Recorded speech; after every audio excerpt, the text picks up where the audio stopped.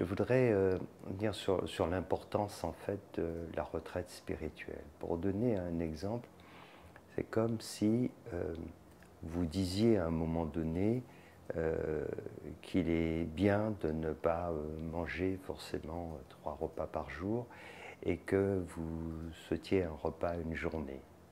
C'est pas mal. Vous pouvez voir éventuellement même dire, eh ben voilà, je vais tâcher de rester une journée sans manger, c'est un grand pas. Mais si vous faites un jeûne, minimum 3-4 jours, là vous passez à autre chose. Ce n'est pas du tout comparable. Surtout si vous abordez le jeûne dans une approche profonde, spirituelle. Ben, on peut faire le parallèle avec la retraite spirituelle. S'intéresser à la spiritualité, lire des livres, écouter des satsangs, des conférences, bien sûr que c'est important, c'est bien. Mais si vous immergez pendant 3 jours, 4 jours, dans le cadre d'une retraite spirituelle, alors c'est totalement différent. Pour bien comprendre l'importance que cela revêt, si vous faites le parallèle avec justement le jeûne et le fait de sauter un repas, voire même de ne pas manger une journée, c'est complètement différent. Vous allez beaucoup plus en profondeur. C'est ce que permet la retraite spirituelle, c'est de faire vraiment de prolonger ce temps, de pas simplement s'accorder 1 heure, 2 heures, mais non seulement de s'accorder beaucoup plus de temps, mais quand on le fait avec quelqu'un qui peut nous guider, nous enseigner, nous transmettre aussi des enseignements importants et aussi faire circuler cette énergie, alors c'est vraiment très différent. Et c'est une grande aide sur notre chemin spirituel et donc sur notre développement intérieur. C'est pour ça que cette retraite spirituelle est toujours un moment précieux, vraiment. Parce qu'on peut aller suffisamment loin pour faire l'expérience, pas forcément totalement de qui on est, mais s'en rapprocher suffisamment pour comprendre comment il est important de ne pas être toujours dans cette extraversion et de faire d'avoir une approche d'introversion pour permettre à notre dimension spirituelle de mieux s'exprimer. Il y a énormément de bienfaits, évidemment, même dans notre vie au quotidien. Ça apaise le mental, ça nous permet d'être plus intuitifs, de prendre du recul avec tout ce que nous faisons, avec toutes nos activités, que ce soit dans notre vie présente, mais aussi ce que nous avons fait jusque-là, le sens de la vie. Et la différence, c'est que dans une retraite spirituelle, ce n'est pas une question de cogiter sur les choses. C'est prendre du recul avec tout cela pour pouvoir laisser notre conscience nous révéler. Voilà, nous révéler le sens profond, en fait, des choses, de la vie. Et c'est vraiment quelque chose de très différent. C'est pour ça que la retraite, quand on a l'occasion de prendre ce temps, alors on réalise que c'est vraiment essentiel. Je faisais le parallèle avec le jeûne. Le jour où on fait vraiment un jeûne, on se dit, mais oui, c'est tellement important, pour plein de raisons, physiologiques, psychologiques, émotionnelles et spirituelles. Voilà, quand on l'aborde de cette façon, eh bien, c'est pareil dans une retraite spirituelle. La retraite nous permet vraiment d'aller en profondeur, prendre suffisamment de temps pour aller suffisamment loin. Et généralement, quand on a vécu cela, alors il y a un après, hein, il y a un avant et un après. Voilà, et cela favorise après une élévation, vraiment.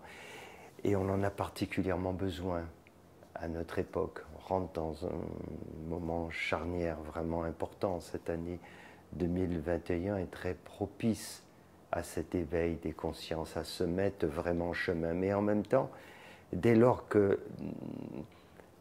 y a de telles opportunités, le contraire est vrai aussi. C'est-à-dire qu'il y a des pièges. Et c'est pour ça qu'il faut être attentif, il faut bien comprendre le sens des enseignements qui nous sont transmis, ne pas se tromper, et bien souvent on se trompe. On interprète mal en fait les événements de la vie, et quand on les interprète mal, eh ben, on n'a pas la bonne réponse, la bonne attitude, c'est ce qui se passe pour beaucoup de personnes, et donc on s'égare. Alors c'est pour ça que c'est vraiment important de se poser, de ne pas être dans l'agitation, de ne pas entrer dans cette dynamique émotionnelle, car on est vraiment dedans, ce moment. Vous voyez, il se passe des événements planétaires qui nous sollicitent énormément sur le plan émotionnel. Et en plus, comme toutes ces informations et bien d'autres sont relayées à travers les réseaux sociaux auxquels on est hyper connecté, alors ce phénomène émotionnel est très très présent, il est omniprésent. Ce qui pose beaucoup de problèmes, parce que beaucoup de personnes, et de mon point de vue, ma perception, c'est vraiment la majorité, ont ensuite l'impression qu'ils doivent agir de telle ou telle façon à partir de leur intuition.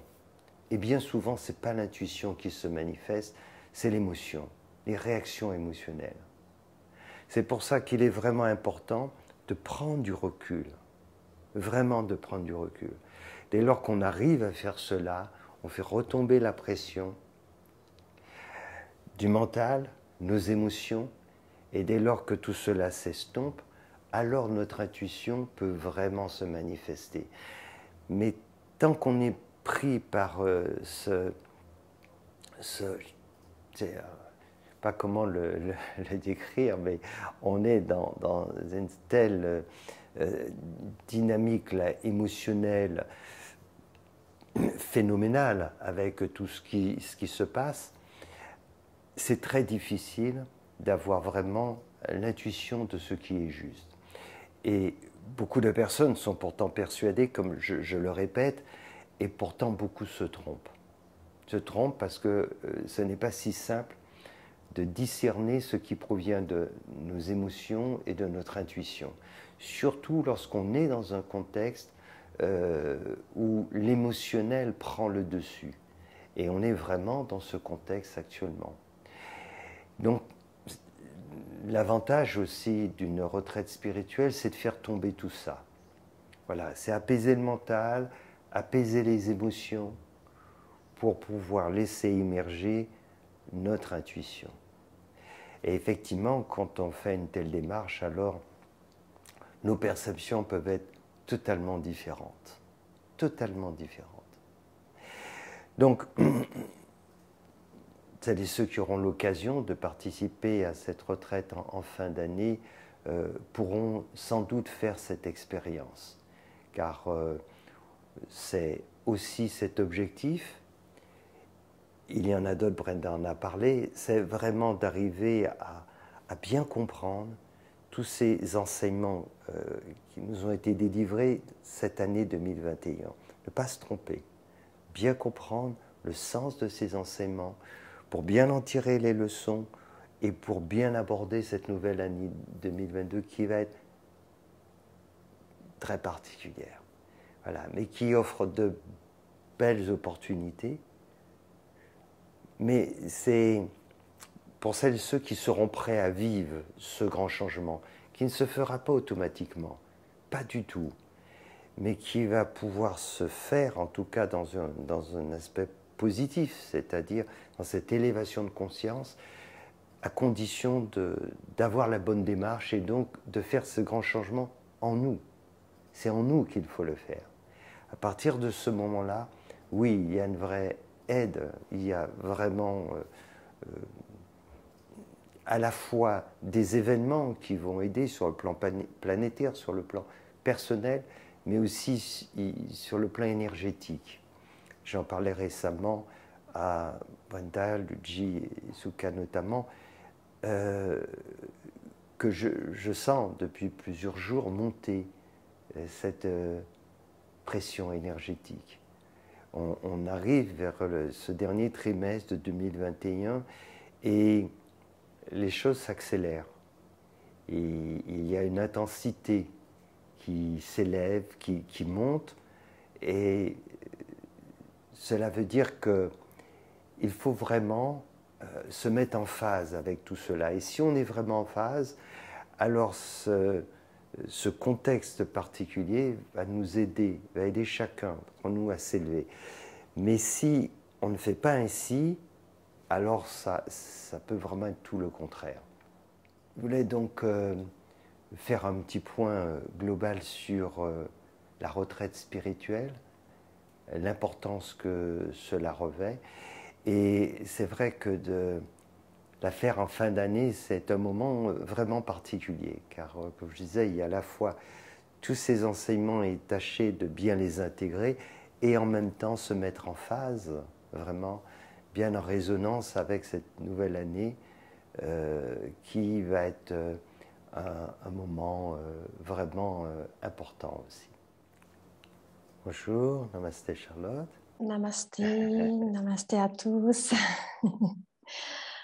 Alors, je voulais faire donc un petit retour par rapport à l'expérience de... Ça y est, les mots ne viennent pas. De la retraite de fin août. Donc, dire que pour moi, ça a été très intense, un moment vraiment très, très particulier. Donc, je tenais à le dire. Et le mantra donc, que j'ai commencé à utiliser dès les premiers jours après la retraite. Donc j'ai senti, ça je l'avais déjà partagé, hein, donc une présence bienveillante qui était là, toujours présente au moment où j'évoquais ce mantra-là. Et la sensation que je pouvais aussi interagir avec cette présence qui prenait justement ton visage, Swami, voilà. Et donc certaines questions que je pouvais poser, donc j'avais les réponses, donc ça c'était quelque chose de très particulier aussi. Et par la suite, ce que j'ai ressenti, c'est comme tu as parlé du mot yoga, et je pense que c'est un peu ça, c'est-à-dire ressentir que la vie m'invitait à travailler sur des aspects particuliers et à lâcher des choses.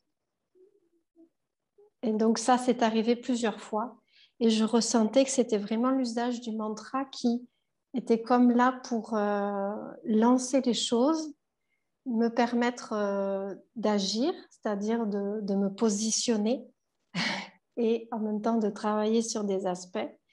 Et ce que je ressens, c'est qu'en fait, il y avait en moi des moments de profonde dépression, doute, où je me sentais vraiment très mal, jusqu'au moment où j'arrivais à lâcher. Et alors là, je sentais que l'énergie remontait, jusqu'au moment où finalement on me replantait en fait quelque chose à lâcher. Et en fait, j'ai l'impression de cette montagne russe en fait successive. J'ai communiqué d'ailleurs dans un mail. Voilà, donc je voulais demander si ça c'était normal, si c'est comme ça que ça doit se faire ou pas. Comment le gérer au mieux. Voilà. Voilà, c'est un peu ça. C'est un peu ça l'idée. Bien, d'accord, Charlotte. Bien, merci pour ton témoignage. Oui, en fait, ce que tu dis montre en fait que quand on s'ouvre à cette dimension spirituelle, c'est-à-dire à notre réalité profonde, mais quand on parle de notre réalité, il y a une confusion. Il y a une confusion parce que sur le plan de l'ego, quand on dit mieux se connaître, on a l'impression que c'est une partie de nous, de notre personnalité qu'on ne connaît pas bien. Et généralement, c'est ce qui se passe dans une approche ordinaire psychologique. On cherche à mieux connaître, mais se connaître, c'est cette personnalité. Alors que ce dont on parle sur le plan spirituel, en réalité, nous, c'est l'autre. Et c'est ça qui est la grande confusion. C'est-à-dire qu'on ne peut pas arriver à mieux se connaître en tant qu'ego, ça n'a pas de sens, c'est pas ce que l'on recherche. On recherche à connaître qui on est réellement. Voilà, on est dans un rêve, un petit personnage du rêve, et on prend conscience qu'on est juste un personnage, mais notre réalité, c'est celui qui a créé le rêve. Donc c'est ça en fait, mais on voudrait tellement faire l'expérience du créateur du rêve tout en restant le personnage. C'est ça la difficulté. Et c'est pour ça qu'il y a ces phénomènes comme ça. Alors à des moments, c'est comme dans un rêve, quand on a endormi, on peut à des moments ressentir cette réalité qui nous échappe, qui est au-delà. On le sent, mais si on veut vraiment la vivre, alors il faut totalement lâcher prise. Et ce n'est que comme ça qu'on sort du rêve. Mais le personnage du rêve ne peut pas faire l'expérience du créateur vraiment du rêve. Il peut juste à des moments en avoir un aperçu, une projection. Mais c'est ça toute la difficulté. On voudrait aller toujours plus loin et finalement, sans s'en rendre compte, on voudrait qu'à un moment donné, ça y est, je m'éveille. Sauf que si on s'éveille, il n'y a plus personne pour le dire. L'ego ne peut pas le dire. Quand on sort de notre sommeil, c'est plus le personnage dans lequel on était, voilà, qui était notre personnage du rêve, qui est en train de dire « je me suis réveillé ». Tu vois ce que je veux dire? Le personnage du rêve, il ne peut pas dire « je me suis réveillé ». Non. Il a juste disparu pour que le réveil puisse se produire. Voilà toute la difficulté. C'est pour ça que ce n'est pas simple. Il faut arriver vraiment à laisser infuser cela pour vraiment comprendre que notre réalité, c'est l'autre, au final. Et c'est ça, en fait. Mais en se disant, l'autre, c'est véritablement moi. Mais quand on dit moi, c'est pas le petit moi, c'est, voilà, celui qui a créé ce personnage. Et si je veux vraiment remonter à la surface, il faut que je cesse de m'accrocher à ce personnage. C'est ça la complexité. Et c'est pour ça que sans s'en rendre compte, on aspire à ce grand réveil et en même temps, on veut en faire l'expérience dans le rêve. Compliqué. Et c'est pour ça que des fois, on a des faux éveils. Parce que c'est dans le rêve. C'est comme si en fait on dormait dans notre rêve et on se réveille, mais on est toujours dans le rêve. Et on se dit, ça y est, je me suis éveillé. Sauf qu'on est toujours dans le rêve. C'est ça le truc. Donc c'est vrai que c'est très subtil. C'est pour ça qu'auprès d'un enseignant spirituel, il est là pour nous dire, non, non, tu rêves encore là. C'est pas encore réveillé. Donc ça nous aide des fois, parce que parfois on a vraiment l'impression qu'on y est, sauf qu'on n'y est pas encore, mais on est sur le chemin. Donc c'est une belle chose. Voilà. Bien, eh bien bonne continuation, Charlotte, très bonne continuation. C'est bien, tu fais un beau travail et tu avances. Il faut continuer ainsi. C'est bien. C'est toujours un plaisir et je suis très contente d'être là. Alors, j'ai une petite expérience à partager sur la retraite et c'était une très belle expérience pour moi. C'était très fort et c'est vrai qu'au début, j'étais pas dans un environnement pour faire une retraite et il n'y avait pas de calme, il n'y avait rien, mais je pouvais pas, c'est la vie qui m'avait mis dans cet environnement et je voulais absolument faire la retraite. Alors après, ça s'est bien passé. J'ai eu des messages, j'ai fait des messages voilà, sur des mails. Et après, il y a eu la session aussi à laquelle j'ai pas pu assister en direct. Mais j'ai repris le mantra après. Je l'ai repris une première fois. C'était assez fort. Mais je l'ai repris la deuxième fois. C'était beaucoup plus fort parce que j'ai énormément pleuré. Surtout au niveau de couper les attachements. C'était très émotif. J'ai beaucoup pleuré. Et après, j'ai eu un message qui est très, très profond et qui me trouble encore. Je suis désolée, mais je prendrai peut-être le temps de partager. C'était très fort. Je me dis, est-ce que je suis à la hauteur? Mais bon, en même temps, le message n'est pas pour mon ego, c'est pour mon âme. Mais je l'ai accueilli et j'ai eu le même message dans ma douche. C'était hier. Et voilà, bon, désolée, je ne veux pas me parler parce que c'est un peu, voilà. Alors, j'ai quand même une question sur le 700 d'hier. du 4 septembre. Je n'ai pas assisté, mais j'ai revu. Et d'habitude, quand j'écoute les satsang d'Amédée, je suis très... en fait, je suis très contente, je me sens apaisée, mais celui-là a énormément dérangé mon ego. Et j'ai une question. J'ai une question parce que à un moment, je ne sais pas, je me disais, écoute, arrête d'écouter ça et puis éteins et puis tu fais autre chose. Mais bon, je me suis dit, non, je vais écouter jusqu'à la fin parce que ça doit me parler. Ma question est de savoir, il y a une partie où vous avez parlé de l'ego supérieur ou suprême, qui est l'obstacle. Je veux savoir comment sortir de l'ego suprême, comment on sait qu'on y est et comment sortir. Ça, c'est ma première question. Ma deuxième question est de savoir comment reconnaître notre intuition et la voix de cet ego suprême. Et voilà. Et oui, ça, ce sont mes questions. D'accord. D'accord. Bien, merci. Je vais tâcher de répondre. Alors, il y a deux choses. Tu parlais d'abord de ce qui t'a semblé le plus difficile, que tu as ressenti comme le plus difficile dans le mantra, c'est la notion d'attachement. Renoncer à tous mes désirs et en fait, attachement. Pourquoi est-ce si important et comment finalement y parvenir sans être dans cette douleur? On comprend bien, plus on est attaché aux choses, plus on va souffrir, puisque rien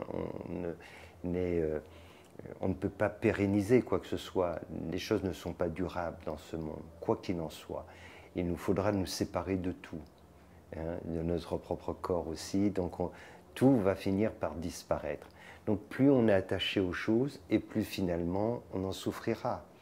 Hein, c'est comme les gens qui possèdent beaucoup de choses matérielles. Eh bien, si on leur enlève tout ça au fur et à mesure, ça va faire autant de souffrance. Si vous avez peu de choses, ça ne sera pas du tout pareil.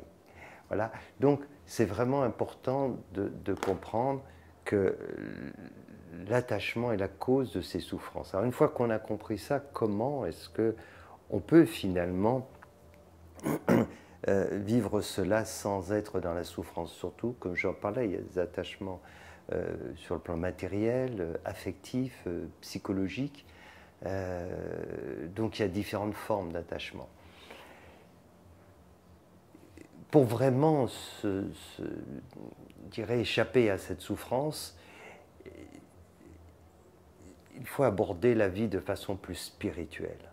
Quand on aborde la vie de façon plus spirituelle, alors on se décroche du côté matériel, du côté émotionnel, affectif, voire psychologique. Et c'est ça qui est important. Parce que une fois qu'on a compris que l'attachement est cause de souffrance, puisque rien n'est durable et que tout finira par nous échapper, et les choses notamment auxquelles on tient beaucoup, si on aborde la vie dans sa globalité de façon beaucoup plus spirituelle, alors c'est autre chose. Concrètement, avec les choses matérielles, on va les voir autrement. On va les voir sur le plan de l'utilité. Donc, elles n'étaient pas là à un moment, elles viennent aujourd'hui, elles ont du sens. Demain, non plus, on passe à côté. Quand on aborde les choses de façon spirituelle, c'est complètement différent. Donc on prend un détachement avec ce côté matériel. Plus on est d'une relation spirituelle avec les êtres, et moins on est juste dans l'affect et dans ce côté aussi psychologique. C'est ça aussi qui est très important. Plus on instaure cette relation spirituelle, alors on échappe au côté sensoriel, au côté affectif. Et donc on ressent en fait qu'on a une relation plus profonde avec l'autre, avec les autres, et en même temps, cette relation, elle n'est pas, ça n'a rien à voir, elle n'est pas altérable, c'est-à-dire que le temps et l'espace n'y peuvent rien. Et c'est ça qui est extraordinaire. C'est qu'à ce moment-là, on réalise que cette relation-là, elle durera toujours. Sur le plan spirituel, ce n'est pas quelque chose qui nous sera enlevé. Ce n'est pas quelque chose qui disparaîtra. Et si on entre dans une vraie relation spirituelle avec un autre, alors la mort elle-même n'y peut rien. Elle n'y changera strictement rien. Et c'est pour ça que ça devient très différent quand les choses passent. parce que ce qui passe, c'est juste la forme, mais la relation spirituelle, elle demeure.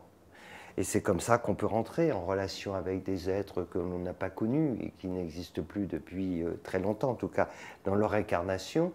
Et on peut maintenir des relations avec d'autres aussi qui ne sont plus présents. C'est pour ça que pour échapper vraiment à cette souffrance de l'attachement, ce qui est important, c'est d'instaurer de plus en plus une approche spirituelle, voilà, dans notre vie. Et ceci, que ce soit au niveau matériel, au niveau affectif, relationnel, plus on est dans cette approche-là et plus finalement les choses se passent bien. Et c'est-à-dire qu'on n'est pas dans ce côté de la souffrance que crée le détachement. Voilà, donc ça c'est vraiment le conseil que je peux donner. Et là, en faisant ci, on réalise que finalement, ça se fait. Ça se fait tout seul, on se détache des objets matériels, de tout cela. Et puis, dans la relation avec les êtres, plus on instaure cette relation spirituelle, ben, quand le moment des séparations viennent, que ce soit par la mort ou que ce soit pour d'autres raisons de la vie, c'est pas pareil. On réalise qu'on peut garder cette relation sur un plan spirituel avec un être qui peut être très profonde, même si par ailleurs, il y a eu des différends qui se sont passés et qui ont fait qu'on s'est séparés. Et c'est ça qui est aussi une expérience très intéressante, c'est qu'on réalise que la relation sur le plan de l'âme n'a rien à voir avec la relation sur le plan de l'ego. On peut arriver à des moments de rupture très clairs au niveau voilà, psychologique, tout ça, et pour autant continuer à entretenir une relation sur le plan spirituel. Moi, c'est des choses que je connais depuis très longtemps. Des êtres qui, pour X raisons, sont venus, ont essayé de suivre, après ont eu des difficultés, ont arrêté, etc. Mais cette relation, pour moi, elle existe toujours. Et donc, c'est ce qui fait que c'est une vision totalement différente. Alors que ça soit, comme je disais, ces choses de la vie, ou des gens qui vont, parce qu'ils vont mourir, ben, c'est pareil. La relation spirituelle, elle ne meurt pas. Alors, plus on en fait l'expérience, et plus, effectivement, eh ben, ça nous aide à nous détacher tout naturellement, sans effort au final. Voilà. Bien, merci pour ce petit témoignage, et j'espère que les réponses permettent de t'éclairer et vont t'aider à cheminer pour pouvoir vivre cela sans difficulté, parce que c'est quelque chose qui se fait progressivement. Et un jour, on peut prendre conscience de ça en se disant, tiens, je vis bien cette situation qui m'aurait créé de la souffrance à une époque, et là, c'est pas pareil, c'est différent. Bon. Eh bien, bonne continuation, Fidélie. Namasté. À propos de détachement, Charlotte demande, pour faire suite à la conversation, comment ne pas s'attacher aussi à la démarche spirituelle elle-même. Alors, j'en parlais une fois, en fait, on peut parler de cette notion de désir. J'en ai parlé dans les instants, c'est-à-dire que ce qui nous pousse à l'éveil, ce n'est pas notre ego. Et ça rejoint un petit peu d'ailleurs ce que demandait Fidélie sur l'ego supérieur. Ça va permettre de répondre des questions. Je n'avais pas répondu à cela. C'est notre âme, en fait, qui nous pousse vers l'éveil. Ce n'est pas notre ego. Notre ego ne souhaite pas sortir du rêve, parce que sortir du rêve, ça veut dire mourir. Donc notre ego ne le souhaite pas. Mais notre âme nous pousse à cela.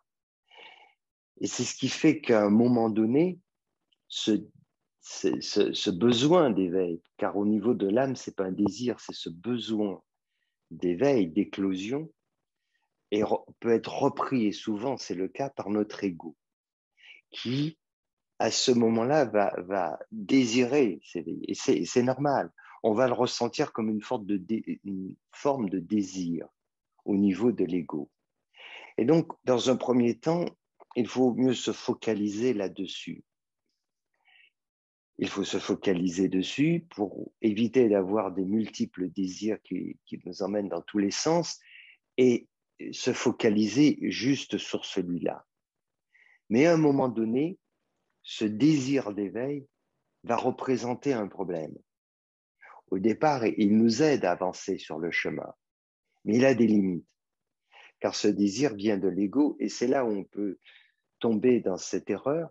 Ce que je parlais de cet ego supérieur, c'est qu'à un moment donné, on peut avoir cette impression de s'éveiller, alors que l'ego aura reçu cette lumière de la conscience, aura perçu cette dimension, l'aura ressenti dans une certaine manière, mais va se l'approprier pour ensuite déclarer « voilà, je suis cela, je suis parvenu ». Sauf que non, c'est l'ego qui s'exprime. Et cette confusion arrive à beaucoup de chercheurs. On confond un phénomène d'expansion de conscience, une expérience qui peut même être une expérience de samadhi, une expérience vraiment de transcendance, mais c'est ponctuel, une expérience à un moment donné. Mais l'ego garde les manettes, garde le contrôle. Et ça, c'est vraiment la dernière étape, elle est vraiment importante. Et ça peut durer longtemps, cette erreur, où on croit être parvenu alors qu'en réalité, l'ego garde le contrôle. Et c'est pour ça qu'on peut avoir cette impression de « je me suis éveillé ». En réalité, je ne peux pas s'éveiller. Je ne peux pas s'éveiller. L'éveil se produit. C'est pas la même chose. Et quand l'éveil se produit, et je dirais même plus, pour que l'éveil se produise, il faut que je disparaisse. Mais je ne peux pas s'éveiller. Donc il faut laisser tomber je pour que l'éveil se produise. Et c'est ça toute la différence. Mais je veux s'éveiller. C'est ça. Et là, quand je veux s'éveiller, je deviens super, c'est le super-ego. Je me suis éveillé. Et c'est une confusion. J'ai entendu la voix. J'ai perçu la lumière du soleil. Oui, mais je ne suis pas le soleil. J'ai entendu la voix, mais je ne suis pas la voix. C'est ça le problème. Donc, c'est bien jusqu'à un certain moment. Mais il faut comprendre qu'il nous faut un jour laisser tomber ce désir pour que ressentir au plus profond de notre être, notre âme. Et il ne s'agit plus d'un désir au niveau de l'âme, c'est un besoin absolu, c'est une nécessité. Et quand on laisse cela se faire, quand le je cesse de désirer s'éveiller car il ne peut pas par nature, alors l'éveil peut se produire. J'espère que vous comprenez bien parce que c'est très, très important ce que je dis. C'est très subtil en fait. Et je répète, beaucoup de gens se fourvoient, tombent dans ce piège. C'est pour ça qu'avec beaucoup de facilité, les gens parlent de l'éveil, comme je me suis éveillé, je suis... Non, ce n'est pas de ça qu'il s'agit. On a entendu la voix. On a entendu la voix. On a vu un rayon de lumière. Avant, on ne savait pas ce que c'était. Et un jour, on a vu. C'est juste, c'est vrai. Mais ce rayon de lumière, c'est une projection. On l'a perçu. Mais cette lumière ne s'est pas encore révélée à travers nous. C'est ça qu'il faut comprendre. Et tant que l'on a l'impression que je peux m'éveiller, que je me suis éveillé, alors on n'y est pas. Voilà. Donc, certes, il faut laisser ce désir croître, c'est normal, parce que ce besoin de notre âme fait qu'on ressent ce désir au niveau de l'ego, et un jour, il faut comprendre, à un moment donné, que ce je véritablement ne peut pas s'éveiller. Et donc, c'est ça qu'il va falloir laisser tomber totalement. Et en le laissant tomber, c'est pas que on ne sera plus sans désir, c'est pas ça. Oui, on sera sans désir au niveau de l'ego, mais le besoin de notre âme va prendre le dessus. Ce besoin d'éveil va submerger notre être. Et là, c'est plus une question de désir, c'est une nécessité absolue. Et à ce moment-là, l'éveil va se produire. Et le paradoxe, c'est qu'on va comprendre que pour que l'éveil se produise, il faut que je cesse de vouloir s'éveiller. Mais avant, c'est normal de le vouloir, de le désirer. Il faut faire ce chemin. C'est pour ça que c'est si difficile et que notre ego trouve ça totalement injuste. Et ça se comprend. Comment j'ai fait tout ce travail pendant tout ce temps, toutes ces années, et je ne peux pas vivre ce processus. C'est ça, en fait. C'est comme si on imaginait que pour la femme qui va donner naissance, elle se dit qu'au moment où je donne la vie, je meurs, je disparais. Ce qui arrive, hein, d'ailleurs, à certains animaux aussi. Imaginez cela. Donc, je donne cette vie et moi, je disparais. Alors, il y a quelque chose qu'on peut trouver d'injuste et se dire, ben non. Et donc, comme on est sur un plan subtil, alors on va vouloir transformer cela et se dire, voilà, je suis devenu cela, mais je ne peux pas devenir. L'obscurité ne peut pas se transformer en lumière. Ça ne marche pas ainsi. Cela, une réaction par messagerie, Sophie, en fait, par rapport au témoignage de Charlotte. Charlotte qui disait qu'elle alternait des moments où elle se sentait bien et des moments où elle avait des doutes, elle sentait un mal-être. Et Sophie demande, est-ce que c'est parce qu'à ce moment-là, parce qu'on contacte la lumière et les ombres en même temps, est-ce que l'un ne va pas sans l'autre? En fait, pour répondre juste à cette question, il y a cet antagonisme. Forcément, et cet antagonisme est d'autant plus fort qu'on approche du but. Plus on s'approche de la lumière, plus l'obscurité devient dense. Et ce qui veut dire que plus on s'approche du grand saut, du vide, et plus notre peur augmente. C'est pour ça que c'est difficile. Et il y a une part en nous qui veut, c'est important, et puis une part en nous qui refuse cela. Notre ego ne veut pas en réalité. C'est ça qu'il faut comprendre. Il faut réaliser que ce besoin d'éveil, parce que c'est ça au départ, c'est un besoin qui est lié à notre âme. On a besoin de franchir ce cap. Mais notre ego, le petit personnage dans lequel on est identifié, ne veut pas en entendre parler. Donc il va tout faire pour éviter cela. Il va faire tout pour esquiver. C'est ça qu'il faut comprendre. Et c'est pour ça qu'on a ces moments très contrastés où on sent cet appel, ce désir et cette énergie, et puis à d'autres moments, on peut ressentir tout le contraire et des doutes, bien sûr, des peurs, des doutes, etc. Tout ça pour ne pas aller plus loin. C'est normal, mais il faut rester à l'écoute de son âme, s'apaiser et écouter. Et donc, si on est vraiment dans cet état d'esprit, on continue à avancer. Et plus on avance, et plus à un moment donné, tout ça va disparaître. Nos doutes vont disparaître parce qu'on comprendra bien que les doutes proviennent de l'ego, tout simplement. Et c'est normal. L'ego ne sait faire que cela, douter. C'est normal. C'est son truc. Donc c'est tout à fait normal. On ne peut pas lui demander de faire autrement. Voilà. Mais par contre, on peut faire autrement. On peut ne pas être comme ça à l'écoute de notre ego en permanence et on peut avancer, être plus à l'écoute de notre âme. Et plus on est à l'écoute de notre âme, plus on réalise que de ce côté-là, il n'y a pas de doute. Il n'y en a aucun. Voilà. Bonjour. Voilà, voilà. Bonjour, bonjour.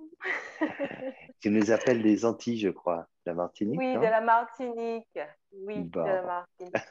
Alors, oui, j'ai Je suis, participé au à la... fait, petite parenthèse, je suis originaire de la Martinique. Tout le monde croit Oui, que je suis de la Réunion, mais je suis originaire de la Martinique. Voilà. oui, je J'ai pas sais. vécu, Je sais, j'ai pas vécu on a longtemps, mais déjà voilà. eu, on a eu un échange dessus, oui, je D'accord. sais. Bien. Je voulais, alors j'ai participé à la retraite. Oui.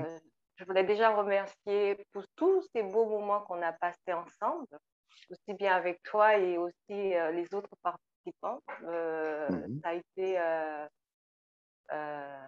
de beaux moments et de beaux échanges au niveau de l'énergie.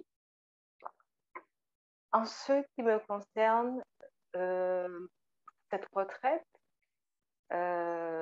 lorsque lorsque moi j'ai participé, j'ai ressenti lors du mantra une déchirure au niveau de mon cœur, quelque chose qui était très intense à l'intérieur.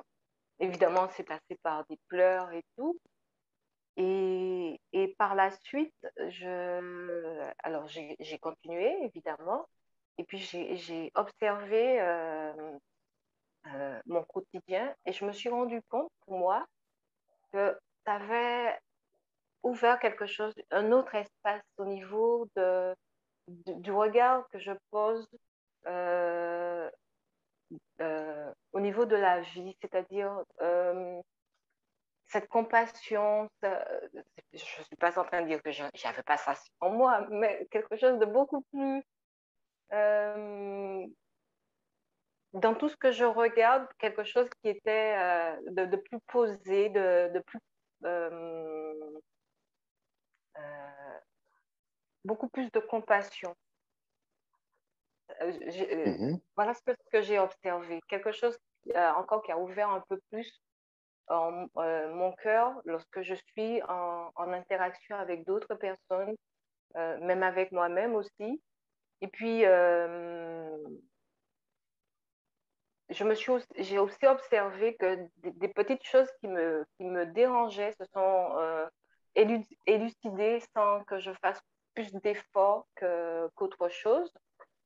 Et puis, il y a aussi quelque chose où ça m'a poussée à prendre ma place dans mes projets, dans certains projets que je souhaite mettre en place. Donc, je ressens quelque chose qui me pousse à le faire. D'où ma question maintenant. Depuis 3 ou 4 ans, j'ai ce sentiment très sincère de suivre mes intuitions, de faire des choix qui m'ont fait sortir de mes zones de confort, mais avec des périodes d'inconfort. Parce que, effectivement, ces choix, au moment quand je les ai faits, elles n'ont pas été stratégiques. Et donc, j'ai aussi compris que ça avait réveillé des mémoires en moi que je n'avais pas guéries et que, entre parenthèses, je suis en train de les soigner. Ma question, c'est ces périodes d'inconfort, est-ce qu'elles n'alimentent pas, enfin, elles n'alimentent pas ces mémoires-là qui ne sont pas guéries? Parce que, comme je disais, ça réveille chez moi, je me sens poussée à faire quelque chose, mais en même temps, il y a ces périodes d'inconfort qui sont là et que je me rends compte que ça a généré quelque chose en moi qui m'empêche de m'abandonner. Parce que j'ai entendu hier le satsang et je me rends compte au fait que voilà ce que ça. Je ressens chez moi à ce moment-là du contrôle qui s'est installé. Alors qu'avant, je ne le ressentais pas aussi fort. Voilà. Oui, j'ai bien compris, Manuela, ta question. Je vais y répondre. En fait, c'est normal et c'est essentiel d'être confronté à des situations, comme tu dis pudiquement, d'inconfort. Hein. C'est souvent des situations qui sont difficiles à dire, bousculantes, etc. Mais tout ça, c'est tout à fait normal en réalité. Ce qu'il faut comprendre, c'est qu'il n'y a pas de vrai lâcher-prise si on n'est pas face à une telle situation, justement. C'est ça qu'il faut réaliser. Tant qu'on est dans quelque chose de confortable, eh ben, il n'y a pas d'abandon en réalité. On s'abandonne vraiment quand on se retrouve dans des situations improbables, totalement inconfortables, et qu'on sent qu'au final, tout est OK, on lâche. C'est ça en fait. C'est pour ça que la vie nous amène forcément à vivre des situations qu'on n'aurait pas souhaité vivre, qui nous sont inconfortables, mais où finalement on va lâcher prise. Parce que tant qu'on ne lâche pas prise, cela veut dire que l'ego tient le gouvernail, qu'on décide d'aller dans telle direction ou dans telle autre, de ceci, de cela. Le but, en fait, c'est lâcher totalement, de plus décider, de laisser tomber cela, pour qu'enfin on puisse ressentir cette conscience se révéler à travers nous pour vraiment nous guider. C'est pour ça qu'il est normal de vivre des moments qui sont difficiles, qui vont être particulièrement délicats pour justement s'abandonner. Mais c'est ça. Quand on arrive à lâcher prise, à s'abandonner, dans des situations, comme je disais, improbables, dans des situations inconfortables, et qu'on arrive à les traverser de façon égale. C'est pour ça qu'on parle d'une qualité essentielle sur ce chemin spirituel, c'est l'équanimité. C'est de rester égal. Voilà, dans la joie ou dans la peine, accepter les situations avec équanimité. Cette équanimité nous permet finalement d'être totalement guidés. Et c'est ça qui est vraiment important. Et là, on réalise que tant qu'on est attiré par ce qui nous réconforte, nous fait du bien, alors l'aversion est toujours présente. On va éviter ce qui ne nous plaît pas. Mais notre chemin d'éveil peut passer justement par une voie inconfortable. Elle passe souvent par là. Et donc si on veut l'éviter par confort pour notre ego, alors on ne va pas parvenir. C'est pour ça qu'il faut vraiment lâcher prise. Et dès lors qu'on lâche prise, on se rend compte que, au fond, l'inconfort, qui juge de cet inconfort? Qui sent que cela est inconfortable? C'est notre ego en réalité. On s'aperçoit que ces mêmes genres de situations peuvent être vécues totalement différemment selon les personnes, et voire même les mêmes personnes selon les époques de leur vie. Une situation qui peut nous sembler très inconfortable, à un autre moment de notre vie peut nous sembler totalement acceptable. Et pour des personnes, c'est aussi totalement différent. C'est donc une affaire d'appréciation. Et donc cet inconfort nous vient de l'ego. Et c'est ça qu'il nous faut arriver à lâcher. Et c'est pour ça que si on fait le choix d'être guidé par sa conscience, alors il faut passer à autre chose. Il faut non plus rechercher, je dirais, ce bien-être, cette satisfaction dans les choses qui nous plaisent, qui nous satisfont, mais alors les choses qui sonnent justes. Voilà, c'est-à-dire quand on sent que ce que l'on fait, on doit le faire, non pas parce qu'on a envie de le faire, parce qu'on l'a décidé, mais parce que notre intuition, notre conscience nous guide dans cette direction, plus on a l'écoute de cela et plus on va se sentir bien. La notion de confort et d'inconfort, elle se situe au niveau de l'ego. C'est là que ça se passe. Mais il y a quelque chose au-dessus, de supérieur. C'est le fait de se sentir bien parce que je suis là où je dois être, je fais ce que je dois faire et je le fais comme je dois le faire, pas comme j'ai envie de le faire. Je ne suis pas là où j'ai envie d'être, je suis là où je dois être. Je fais ce que je dois faire et je le fais comme je dois le faire. On peut ressentir cela et plus on est réceptif à cela, et là, plus on va se sentir bien. C'est un autre niveau de conscience. On ne se sent plus bien parce que on satisfait les désirs de notre ego, ou on évite ce que notre ego ne veut pas.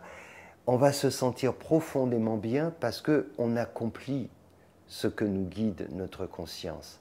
Et ça, c'est vraiment quelque chose de magique. Un jour, de se voir un endroit en se disant, sentir qu'on est merveilleusement bien parce qu'on sait qu'on doit être là. Mais là où on est, ça peut être un endroit qui pourrait être détestable du point de vue de notre ego. Un endroit où on n'aurait jamais envie d'être si on se situe sur le plan de l'ego.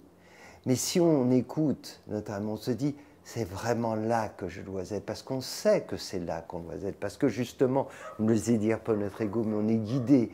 Alors on peut se sentir merveilleusement bien. Voilà. Donc, c'est vraiment important de comprendre cette subtilité. Elle est vraiment importante, quoi. Hein. C'est-à-dire que forcément, il faut passer par ces moments d'inconfort, des moments de déstabilisation, mais de se dire qui se sent dans l'inconfort, qui est déstabilisé, c'est notre ego en réalité. Mais plus on est à l'écoute de notre âme, et moins ce genre de choses se produit.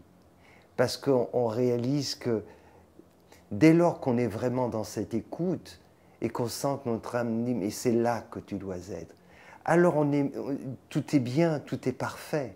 Hein. On imagine la relation entre le cavalier et la monture. Quand cette relation est fusionnelle, la monture, elle est parfaitement bien là où elle doit aller, là où le cavalier, qui représente notre conscience, la guide. C'est là qu'elle veut être. Et là où cette conscience l'emmène, c'est là qu'elle est bien. Elle le ressent. Parce qu'elle laisse tomber cette notion d'ego. Et quand on laisse tomber cette notion d'ego, alors on ressent, au niveau de notre âme, on ressent la justesse avant d'avoir la compréhension. La compréhension, elle peut venir après, mais on ressent la justesse.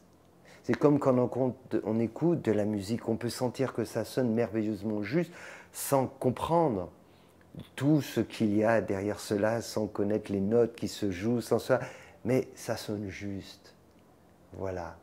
Voilà. On est juste à savoir cela, le ressentir au plus profond de son être. Et plus on lâche prise et qu'on se laisse porter par la musique, alors on finit par comprendre pourquoi ça sonne juste. Voilà. Et là, finalement, on fait fusion. Et notre conscience peut se manifester. Et là, cela nous est révélé. On peut savoir pourquoi on est là, pour quelles raisons, etc. Tout devient limpide. Mais il y a des étapes. Première étape, c'est se lâcher prise, c'est ne pas rechercher le confort au niveau de l'ego. Mais la justesse, c'est ça qu'il nous faut rechercher. Et dès lors qu'on ressent cela, c'est très paradoxal, parce qu'on peut sentir ces deux aspects. On se dit, mais ce que je fais, je l'aurais détesté. Là où je suis là, et là de se sentir merveilleusement bien, parce qu'on sait qu'on est là où on doit être. Et on fait exactement ce qu'on doit faire. Et alors, il n'y a rien qui peut nous satisfaire plus que cela. Tu vois, comme moi en ce moment, je fais exactement ce que je dois faire. Exactement. Donc, il n'y a rien qui peut me contenter plus que cela. Et c'est ça en fait.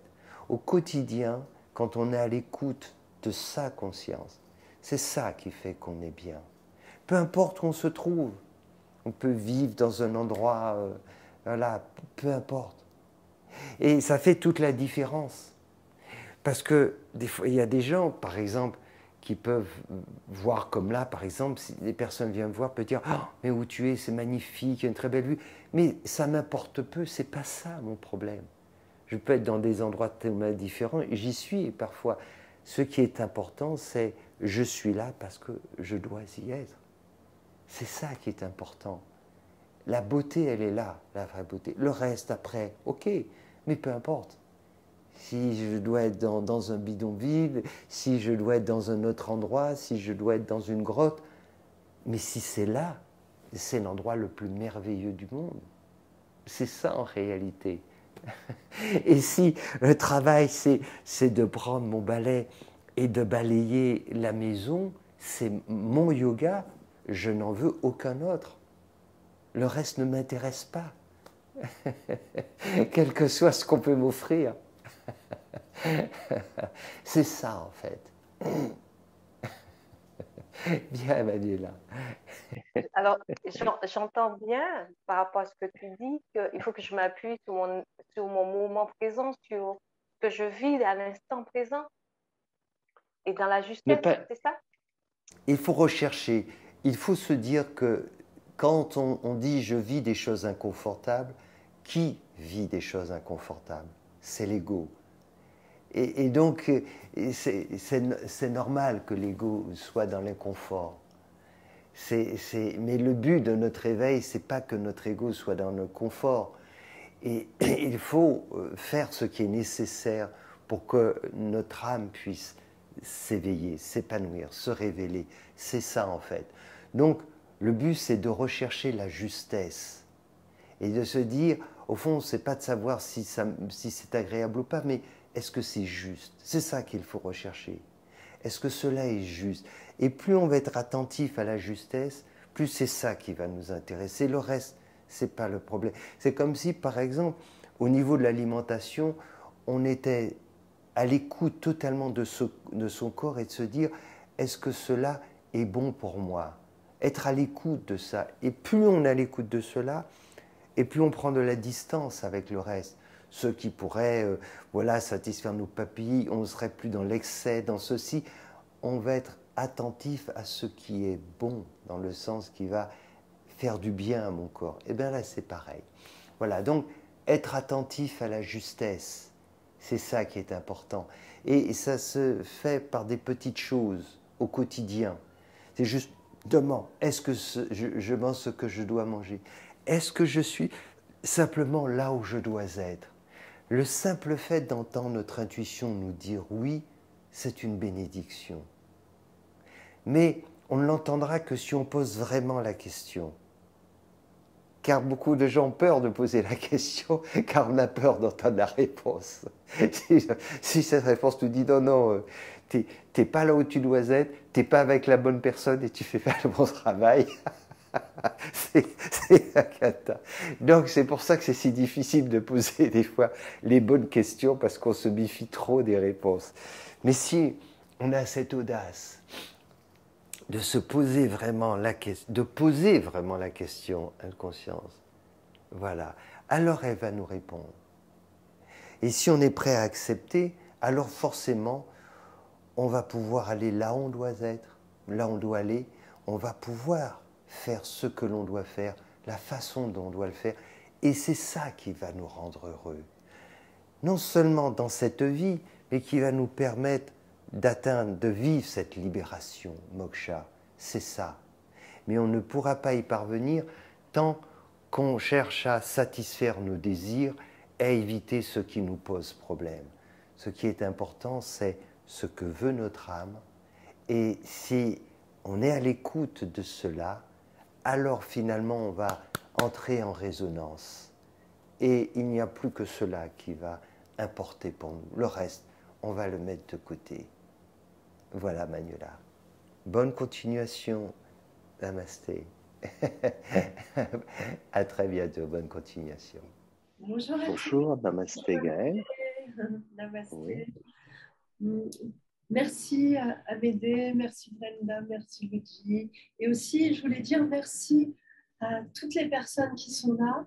Et j'en reconnais un certain nombre qui étaient au dernier satsang. Je n'avais pas pu participer au dernier satsang. Et c'était vraiment très, très, très intéressant. Il y a des questions qui ont été posées qui étaient des questions que moi-même, je me posais parfois. Et vraiment, je voulais les remercier aussi pour ces questions. Je voulais faire un petit partage par rapport à la retraite spirituelle, mais un petit partage rapide, parce que les choses qui sont produites sont vraiment très personnelles. En fait, simplement pour dire que j'ai revu des choses probablement dans une ancienne vie. J'avais déjà à plusieurs reprises vu certaines choses. Donc voilà, je voulais juste dire ça. Et puis, surtout, j'aimerais bien poser une question pour rebondir sur plusieurs réponses que tu as données à différentes personnes lors du dernier satsang, à Médée, et aussi à l'instant. Tu dis que l'éveil ne peut se faire lorsque c'est l'ego qui l'attend et qu'il faut faire confiance à la vie. Enfin, si je résume bien. Qu'en est-il? Alors, ma question, elle est sur plusieurs couches, en fait, parce qu'il y a des petites questions qui découlent de la question. Donc, je voulais demander, qu'en est-il pour une personne qui n'attend rien? Comment savoir s'il s'agit de du lâcher-prise nécessaire ou bien d'équanimité? Ou bien est-ce encore un autre piège de l'ego qui consisterait à contrôler sa vie? comment faire la part des choses entre les ressentis intuitifs et les aspirations de l'ego? Alors, il y a plusieurs choses. Tu dis d'une personne qui n'attend rien. En fait, une personne qui n'aurait pas, qui laisserait faire les choses et qui n'aurait pas forcément cette attente de l'éveil. Non, en fait, on ne s'éveille pas par hasard. Ça ne se fait pas comme ça. On ne sait pas là et il se produit. C'est vraiment un processus. Et ce n'est pas quelque chose qui se fait simplement comme on verrait un fruit qui va mûrir et à un moment donné, il va tomber, etc. Non, ce n'est pas du tout comme ça que ça se passe. C'est pour ça qu'on revient, on se réincarne, etc. Et il faut le vouloir profondément. C'est une naissance que l'on donne. Donc ce n'est pas quelque chose qui se fait si on ne veut pas au plus profond. Et c'est pour ça qu'il y a, à un moment donné, cette confusion entre le désir de l'ego et ce besoin irrépressible au niveau de l'âme, de cette éclosion. Donc il faut le vouloir, sinon on ne s'éveille pas. Ça ne va pas se faire. En fait, ce besoin au niveau de l'âme, il est très profond. Et il nous amène en fait à nous amène dans une certaine direction, à faire des choix, à avoir une certaine attitude. C'est tout cela qui va favoriser ce processus d'éveil. Donc c'est vraiment important de le comprendre. Voilà, ce n'est pas quelque chose qui va se faire de façon automatique. Alors, après, on peut ne pas être dans une approche trop intellectuelle, mais on va faire pour autant ce qui est nécessaire. Les choix vont être clairs. Ces choix, ils vont être clairs, ils vont être nets, qui vont favoriser en fait cette émergence spirituelle. Donc ça, c'est vraiment quelque chose d'important. Et parce qu'on est au fur et à mesure confronté à des choix et puis aussi des situations de la vie qui vont favoriser justement cette évolution spirituelle ou alors qui vont créer un repli. Donc tout cela nous aide à avancer sur ce chemin. Pour les autres questions, comme il y a beaucoup, je vais... En fait, la question, si j'essaie de résumer, c'était si on n'est pas dans cette attente absolue, qu'on est prêt à le vivre, mais qu'on n'est pas dans cette attente absolue de l'éveil, est-ce que ce n'est pas encore un piège de l'ego dans certains cas pour contrôler sa vie en fait? Mais beaucoup de gens ne souhaitent pas s'éveiller en réalité. Beaucoup de gens, mais c'est normal, c'est une question de maturité. C'est normal, hein. Si on le ramène dans notre vie quotidienne, si on insiste, pour prendre un parallèle, hein, on parle d'un enfant qui a 7 ans, 8 ans, 10 ans, en insistant, lui disant « oui, mais qu'est-ce que tu veux faire plus tard, ton travail, ton ceci », il va dire bah, « ça ne l'intéresse pas ». C'est pas son projet, c'est pas du tout, c'est pas son problème, et c'est normal, ça se comprend. Quand on n'est pas parvenu à une certaine maturité, c'est pas quelque chose que l'on peut envisager, voilà. Simplement, il peut y avoir, et en ce moment, on vit un contexte sur le plan planétaire qui crée une accélération de tout cela et qui va favoriser aussi cette maturité sur le plan spirituel de beaucoup d'êtres.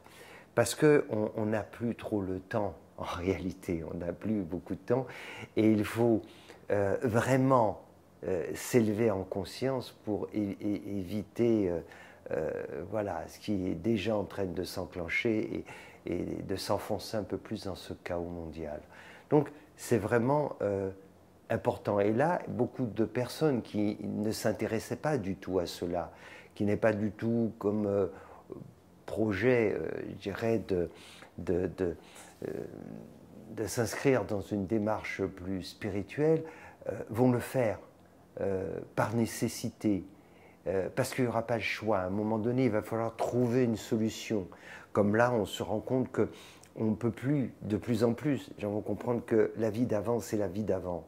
Et il faut comprendre qu'on est rentré dans autre chose. Ça fait déjà longtemps, mais on ne l'a pas compris. Mais il va falloir vite le mettre en application. Et certains voudraient bien que ça soit comme avant, et n'ont pas envie de cela, mais c'est fini. Et donc, ça va obliger un certain nombre de personnes à s'intéresser à des choses qui ne les intéressaient pas. Et c'est une bonne chose. Et beaucoup ça va être très dérangeant, ils vont le vivre mal, mais en réalité, ça accélère ce processus de maturité au niveau de l'âme. Et donc, pour beaucoup de personnes, il y aura une nécessité. C'est comme, par exemple, on vit sa vie normale, ordinaire, et puis on arrive, il se produit un accident, on a un problème de vie, un problème de santé, et qu'on n'arrive pas à régler de façon conventionnelle, et là, ça nous amène vers autre chose. Et cette autre chose, on ne l'avait pas prévu, et ça nous amène finalement à reconsidérer toute notre vie. C'est ça. Donc, ce qu'il faut bien comprendre, c'est qu'effectivement, tout le monde n'a pas cette démarche et c'est bien normal. Hein, c'est comme ça, on n'a pas ce même niveau de maturité. Mais ce qui va se produire là, et ce qui est déjà en train de se produire depuis plusieurs années, mais ça va s'intensifier, c'est que de plus en plus de personnes vont enfin s'interroger vraiment plus profondément. Quand on va se dire, voilà, je veux savoir qui je suis, on va comprendre que qui je suis, ce n'est pas une personnalité, ce n'est pas ce petit ego, c'est autre chose. Et de plus en plus, on va s'intéresser à des choses essentielles. Notre planète étant dans un danger extrême, on est rentré dans une période extrêmement compliquée, on va être obligé vraiment de se focaliser, de s'intéresser aux choses essentielles. Donc ça aussi, ça va être un vrai accélérateur pour ces prises de conscience et finalement pour l'éveil des consciences, qui est finalement une bonne chose. Voilà, Gaëlle. Namasté, bonne continuation, à bientôt. Au revoir. Bonjour. Bon. Namasté Swami. Namasté tout le monde. Donc moi, c'était par rapport à la Bhagavad Gita, qui a été, je pense, pour la partie de mon mental assez complexe. Rassure-toi, c'est comme ça pour des millions et des millions de personnes, et même ça les Indiens qui... Ça me rassure alors. Oh, ça me rassure. Oui. Enfin, qui est rassuré? Mon mental, l'ego peut-être, bref. Et c'est pas grave, il faut faire avec pour l'instant. Suite au mantra, oui. Je me surprends dans mon quotidien à... comme si je me mettais en pause. Quand je ressens mon mental qui s'agite. Et à ce moment-là, je me surprends donc à me questionner, à m'observer, à me dire qui est en réaction, qui pense. Et à la fois, enfin, je ne sais pas vraiment, c'est difficile de l'expliquer parce que je le ressens intérieurement. Est-ce que finalement le mental et l'ego n'est pas situé justement dans la tête et au niveau de l'âme, dans le cœur, plus dans le corps, dans les ressentis du corps? Et finalement, ce mantra ne nous amène-t-il pas à pratiquer ce yoga quotidien? Oui, c'est le but, tout à fait. En fait, il a pour but de créer une résonance. Le but, en fait, mon travail, il est là, en fait. Je veux créer un écho. Cet écho, en fait, au niveau de la conscience. Alors, il me faut à des moments parler à la tête, mais en fait, ce que je cherche à faire, c'est à créer cette résonance au niveau de l'âme. Et c'est ça, en fait. C'est pour ça que quand on est dans l'écoute, et c'est bien l'approche même du satsang, en réalité, l'enseignant, il est là pour créer cet écho, créer de la résonance, en fait. Et il est là pour créer cette résonance à l'intérieur de chacun. C'est pour ça que quand je parlais tout à l'heure de sentir si ça sonne juste, c'est ça en fait. Il y a plusieurs façons d'aborder les choses. Si on aborde les choses de façon intellectuelle, on les décortique. Si on les aborde sur le plan de la sonorité, de la justesse, c'est autre chose. C'est comme la musique. Si on regarde une partition, on regarde les notes, etc., c'est autre chose que si on écoute la mélodie. Et c'est ça, en fait. Et au fur et à mesure, quand on apprend à entendre un enseignant spirituel, on finit par ne plus toujours être attaché aux mots, mais à écouter la musique et voir, être aussi attentif à tout ce qu'il ne dit pas, au silence. En fait, c'est ça, en fait, c'est créer une résonance, parce que ce que j'essaye de faire, de produire, c'est ce réveil au niveau de l'âme, de créer cette résonance. Et le mantra, il est là aussi pour ça, en fait, pour faire taire le mental et créer cette résonance pour pouvoir permettre à notre âme d'immerger. Et effectivement, tant qu'on est dans notre tête à penser, etc., on ne peut pas laisser cette intuition émerger. C'est ça toute la difficulté. On dit « je pense donc je suis », en réalité, tant qu'on pense, on n'y est pas encore. On n'est pas en réalité. Je suis, c'est l'ego. Et donc la difficulté, pour arrêter de penser, c'est donc entrer en résonance. Et quand on récite un mantra comme celui-là, eh ben, il arrive à court-circuiter notre mental. Et finalement, on finit à un moment donné par sentir la justesse de cela. Mais cette justesse, forcément, elle dépasse notre ego. C'est ça, en fait. C'est comme je disais tout à l'heure à Manuela, c'est comme si à un moment donné, tu sais que tu es là où tu dois être. Et en même temps, tu peux te demander au niveau de la tête, mais qu'est-ce que je fais là? Voilà, au niveau de l'ego, ça n'a aucun sens. Mais pourquoi je suis ici? Mais au niveau de l'âme, si on a écouté notre âme, si on a laissé notre conscience donc nous guider, alors on est exactement là où on doit être. C'est ça en fait. Et c'est ça qui est vraiment magique et c'est ça qu'il faut arriver à un moment donné à faire, parvenir, c'est faire le choix de la conscience. Alors c'est aussi, c'est très délicat ce chemin parce que d'abord nous, il nous semble inconfortable, il peut nous sembler irrationnel. Au regard des autres, il peut se dire mais c'est n'importe quoi. Mais si on fait ce choix, alors on finit par créer ce décalage et on comprend que non, c'est avant qu'on faisait n'importe quoi. C'est tout le contraire. On réalise que c'est maintenant qu'on commence à faire des choses qui ont du sens. C'est totalement différent. Avant, on croyait agir, mais on s'agitait.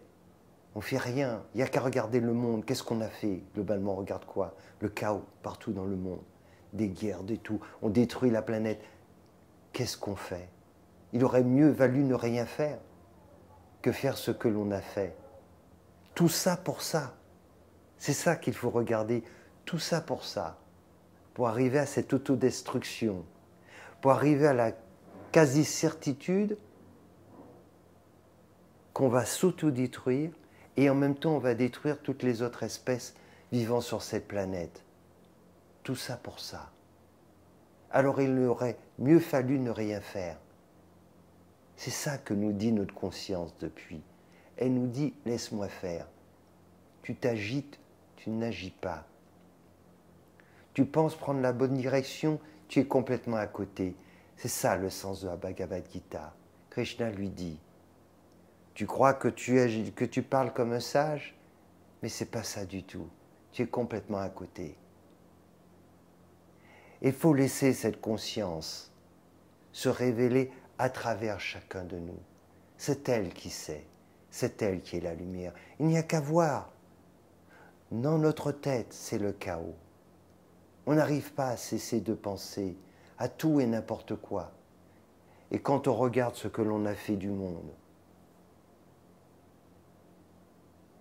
on comprend bien que la planète se porterait tellement mieux sans l'être humain. C'est ça que l'on peut voir, tout simplement. Et quand on cesse de s'agiter, c'est ça que l'on voit. Cette voix, elle nous dit ça tout simplement. Elle nous dit, tout ça pour ça, regarde ce que tu as fait. Regarde ce que vous avez fait. Toutes ces choses importantes, c'est quoi? Déclencher la 6e extinction de masse? Bravo! Détruire toutes ces formes de vie? S'autodétruire? Et continuer à faire des enfants, sachant qu'on n'a aucune perspective, aucun avenir. Bravo! Alors on continue encore? Ou on s'en remet à cette dimension supérieure? Ou on arrête un peu tout ça? C'est ça qu'elle nous dit. Mais alors au début c'est bizarre, parce qu'on se dit c'est pas possible. On n'est pas égaré à ce point-là, mais c'est pire que ça. C'est pire. On se dit, mais on n'est pas tous fous. Mais oui, on l'est. On l'est vraiment. Parce que c'est la nature de l'ego. C'est ça, en fait. Il suffit de regarder, mais comme on est aveugle, ça ne veut rien dire quand je dis ça. C'est comme si on parle à un aveugle, on dit, mais tu n'as qu'à regarder. Il voit quoi? Eh bien, c'est pareil. Quand parfois je dis aux gens, mais ouvre les yeux, mais oui, c'est toute la démarche, c'est ça. Et c'est pour ça que je me fais l'écho de la conscience. C'est pour ça qu'il existe des êtres comme moi qui disent, voilà, cette vision, je la partage avec vous. Cette vision, elle ne m'appartient pas. C'est quelque chose qui est juste. Elle n'est pas à moi, c'est la vision de la conscience. C'est celle-ci que je partage avec vous. Ce que je dis, ce sont les mots qui viennent de là-haut. Cette vie nous dit ça à chacun. Tout ça pour ça. Et c'est à ça qu'il faut réfléchir, méditer tout simplement. Et là, on comprend qu'est-ce que l'on a fait finalement. On réalise en fait qu'on s'est égaré totalement. Alors on va faire quoi? On va recommencer, on va essayer. Mais non, ça ne peut pas marcher. Pourquoi? Parce que cette folie en question, elle est intrinsèque à l'ego. C'est ça le problème. Il n'y a pas d'autre perspective que l'éveil de notre conscience. C'est ça. Que notre âme essaye de nous délivrer comme message. Et mon rôle, c'est celui-là. C'est donc de créer cet écho. Non pas pour qu'on me croie intellectuellement, mais pour qu'on sente cette justesse à l'intérieur de soi. Et de sentir que cela est juste. Quand on entend une musique et qu'on sent tellement la justesse de cela, on peut nous dire tout ce que l'on veut, mais on l'a entendu. Eh bien, c'est ça que je veux dire. Moi, je suis là pour transmettre cette sonorité. Je suis là pour transmettre ce message de la conscience universelle. C'est pas mes mots, c'est pas une histoire personnelle. C'est pas mon point de vue, ce n'est pas ma perception. Je me fais l'écho de cette voix. Et cette voix qui s'exprime à travers moi, elle existe en chacun de nous. Et si on m'écoute à un certain niveau, on sait que c'est juste. On sait que ça sonne juste. Mais on peut avoir peur d'entendre cela. C'est pour ça que beaucoup se méfient, ne veulent pas écouter, ou vont vraiment aborder les choses que de façon intellectuelle pour ne pas entendre, comme tu le disais tout à l'heure, oui, parce que ça résonne à un autre niveau. C'est ça en fait, oui. Ça nous touche au plus profond de notre cœur. On sent que cela est juste. Et si on fait confiance à cette justesse, alors il se passe quelque chose d'extraordinaire. Si on fait confiance à cela, alors on peut transcender cet ego. On peut aller au-delà vraiment. Voilà. C'est pour ça que ce mantra a cet objectif aussi. Tout ce que je fais, c'est pour ça en réalité. Créer cet écho, vous aider à ressentir la justesse de cela. Et à partir de ça, chacun comprendra que c'est pas un point de vue qu'Amédée défend, ça n'a rien à voir. C'est pas de ça qu'il s'agit. Il se fait l'écho, en fait, de cette voix que chacun peut entendre aussi, à condition de lui laisser la possibilité de se révéler, de s'exprimer. C'est ça, en fait.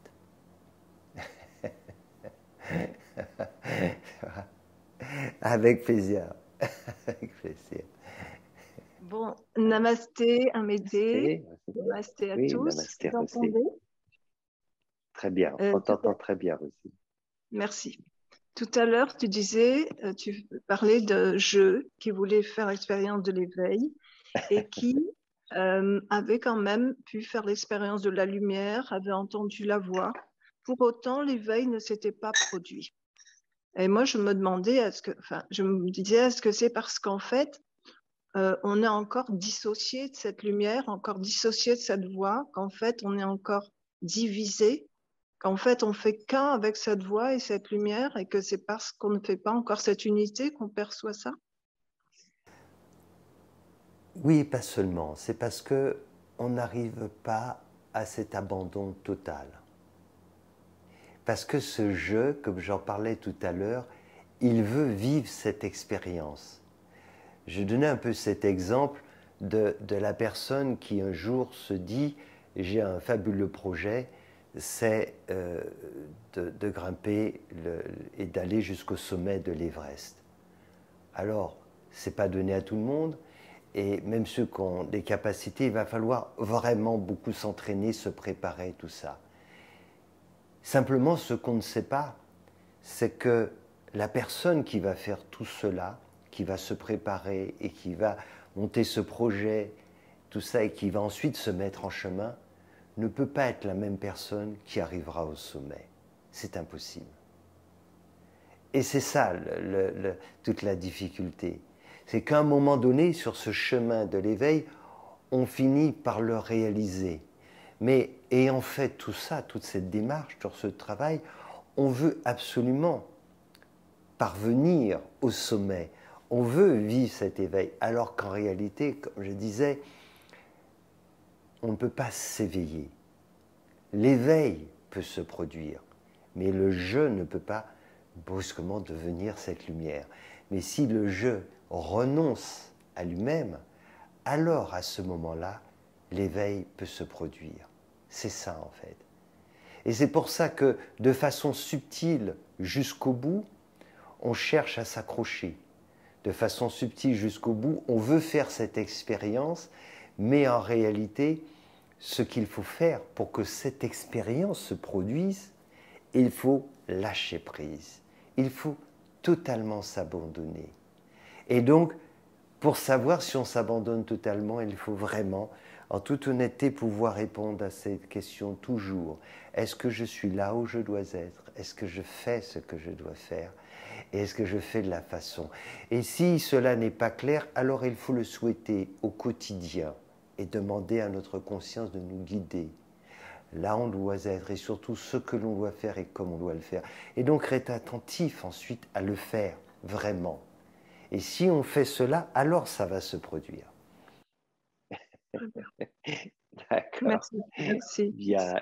Namasté. J'ai une autre petite question à m'aider. Oui.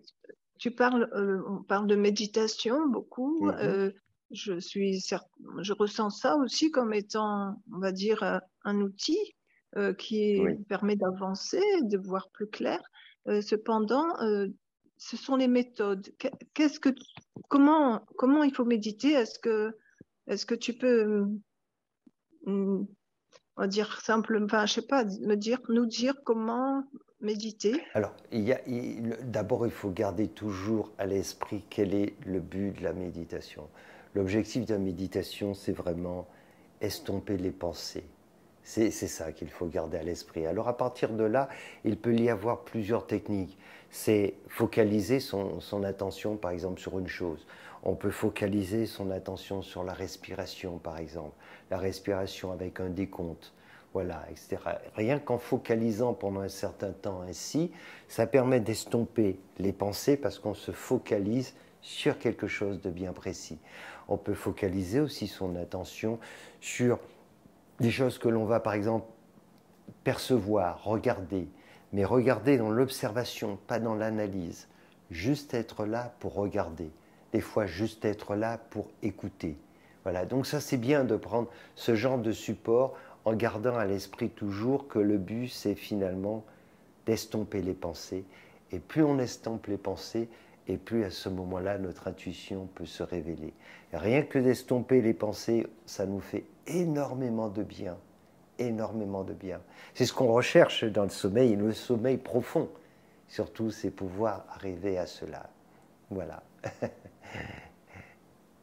Au plaisir, namasté. Oui, Joël demande si l'âme n'est pas immortelle, est-ce que l'esprit est immortel? Alors, ma perception des choses, c'est très important de comprendre. Beaucoup de personnes utilisent l'âme pour parler de cette dimension finalement éternelle, immortelle. Moi, je fais un distinguo. Ce distinguo est le suivant. C'est pour ça que je fais ce parallèle. Il y a d'un côté, notre corps physique et qui est le véhicule de notre ego, la personnalité. Quand le corps physique meurt, eh ben, l'ego disparaît. Et sur un plan plus subtil, spirituel, ce qui ne meurt jamais, ce qui est éternel, c'est notre conscience.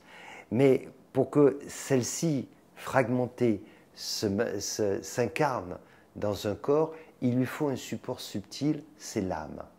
Et c'est l'âme qui garde cette mémoire d'incarnation en incarnation et qui fait qu'on se rappelle d'un certain nombre de choses. Mais avec le temps, quand on dépasse le stade humain et plus tard, etc., à un moment donné, ce véhicule qu'est l'âme, on n'en a plus l'utilité. Mais notre conscience, elle, demeure toujours. Elle a toujours existé.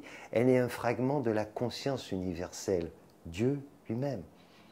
Cette conscience immanente à l'univers, créatrice du monde, nous en sommes un fragment aussi. Et c'est cela, en fait. Et ce petit fragment, cette conscience individuelle, elle s'exprime, elle se révèle à travers l'âme, et c'est cette âme qui demande à se manifester, à se révéler. Voilà. Et qui va ensuite s'incarner jusqu'au moment où, parvenant à cet éveil, alors on va pouvoir passer à un autre stade de conscience, au plan supérieur, 5e plan de conscience. Voilà.